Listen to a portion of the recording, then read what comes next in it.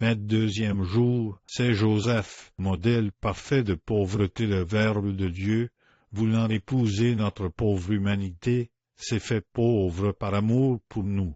Vous savez, disait Paul, que Jésus-Christ, dans sa grande miséricorde, s'est fait pauvre pour nous, afin de nous enrichir par sa pauvreté.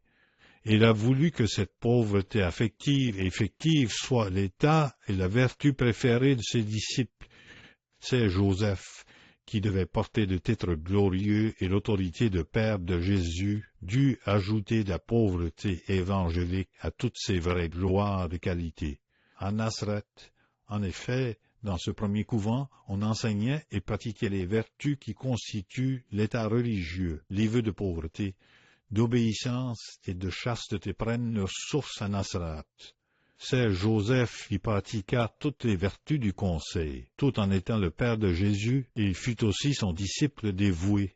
C'est Joseph était pauvre en biens matériels.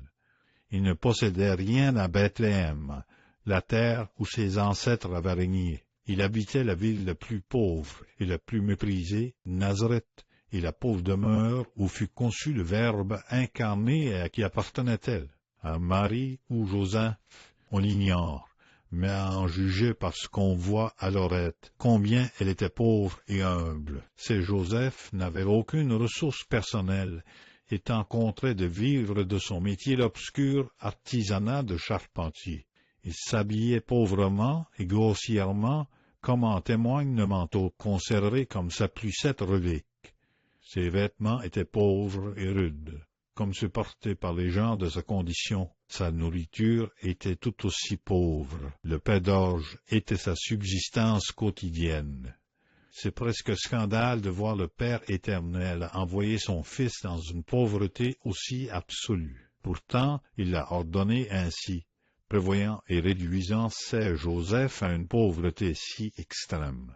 Il a voulu que son Fils répare, dès le premier instant, notre attachement aux biens matériels et l'abus des richesses. Ainsi c'est Joseph, qui par sa naissance aurait pu monter sur un trône, fut réduit à l'humble métier de charpentier, avec une apparence si douloureuse que tout Bethléem le rejeta, le forçant au dernier refuge des indigents une mangeoire. Mais c'est Joseph possédait l'esprit et la grâce de la pauvreté de Jésus. Il la partageait joyeusement et la préférait à tous les biens et gloires terrestres. La pauvreté affective ou effective doit aussi être aimée par l'âme eucharistique. C'est le lien d'amour qui la rattache au tabernacle divin, à l'hostie adorable, à Jésus dépouillé de tout par amour pour l'humanité. La pauvreté et la grâce et la gloire de l'apostolat eucharistique. Car selon l'Évangile, les pauvres, les boiteux, les malades et les mendiants sont ceux qu'il faut inviter en priorité au banquet du père de famille. Comme c'est Joseph, l'âme eucharistique doit donc estimer, aimer et pratiquer cette pauvreté, se contenter du nécessaire, et trouver des moyens d'honorer par le sacrifice la pauvreté royale du Dieu de l'Eucharistie. Inspiration. C'est Joseph, chargé de soulager la pauvreté de l'enfant Jésus, remédier à la pauvreté encore plus grande de Jésus eucharistique.